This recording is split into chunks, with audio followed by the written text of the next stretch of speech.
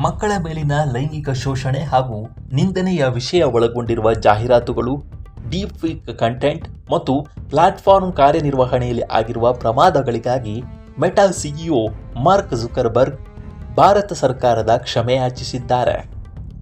ಮಕ್ಕಳ ಮೇಲಿನ ಶೋಷಣೆಗೆ ಸಂಬಂಧಿಸಿದಂತಹ ಜಾಹೀರಾತುಗಳಿಂದ ಇದನ್ನ ಸಾಮಾಜಿಕ ಜಾಲತಾಣವಾದ ಇನ್ಸ್ಟಾಗ್ರಾಂನಿಂದ ತೆಗೆದುಹಾಕುವಂತೆ ಎಲೆಕ್ಟ್ರಾನಿಕ್ ಹಾಗೂ ಮಾಹಿತಿ ತಂತ್ರಜ್ಞಾನ ಸಚಿವಾಲಯ ಮೆಟಾ ಅಧಿಕಾರಿಗಳಿಗೆ ಸೂಚನೆಯನ್ನು ನೀಡಿತ್ತು.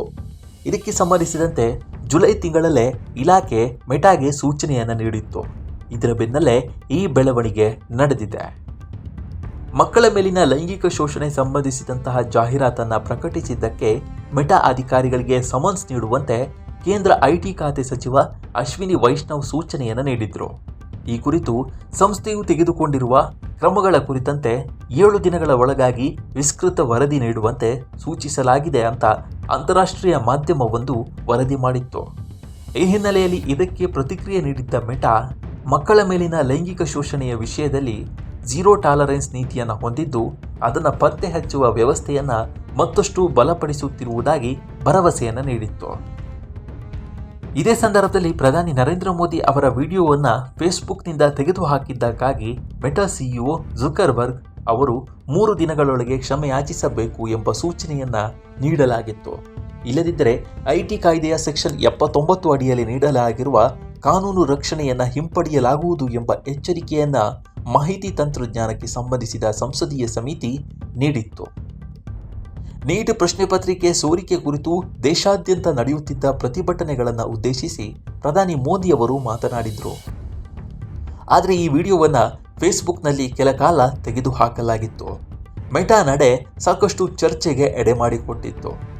ಈ ವಿಚಾರವಾಗಿ ಭಾರತದ ಮಾಹಿತಿ ಮತ್ತು ತಂತ್ರಜ್ಞಾನ ಸಚಿವಾಲಯ ಮೆಟಾ ಅಧಿಕಾರಿಗಳಿಗೆ ಸಮನ್ಸ್ ಅನ್ನು ನೀಡಿತ್ತು ಹಾಗೂ ಇಂತಹ ವರ್ತನೆಗೆ ತೀವ್ರ ಆಕ್ಷೇಪಣೆಯನ್ನು ವ್ಯಕ್ತಪಡಿಸಿತ್ತು. ಆದರೆ ತಾಂತ್ರಿಕ ದೋಷದಿಂದ ವಿಡಿಯೋ ಡಿಲೀಟ್ ಆಗಿದೆ ಎಂದು ಮೆಟಾ ಉತ್ತರ ನೀಡಿತ್ತು. ಅಲ್ಲದೆ ಅದನ್ನು ಮರುಸ್ಥಾಪಿಸಲಾಗಿದೆ ಅಂತ ಸ್ಪಷ್ಟನೆಯನ್ನು ನೀಡಿತ್ತು. ಇಷ್ಟೇ ಅಲ್ಲದೆ ಬಳಿಕ ವಿಷಾದವನ್ನು ವ್ಯಕ್ತಪಡಿಸಿತ್ತು. ಪ್ರಧಾನಿ ನರೇಂದ್ರ ಮೋದಿ ಅವರ ಕುರಿತಾಗಿ ನಿಂದನೀಯ ಪದ ಬಳಕೆ ಮಾಡಿರುವ ವಿಡಿಯೋಗಳನ್ನು ಫೇಸ್ಬುಕ್ನಲ್ಲಿ ಪೋಸ್ಟ್ ಮಾಡಿದ್ದ ಕಾರಣಕ್ಕಾಗಿ ಹೈದರಾಬಾದ್ ಪೊಲೀಸರು ಮೆಟಾ ಇಂಡಿಯಾ ಮುಖ್ಯಸ್ಥ ಅರುಣ್ ಶ್ರೀನಿವಾಸ್ ವಿರುದ್ಧ ಪ್ರಕರಣವನ್ನು ದಾಖಲಿಸಿದ್ರು.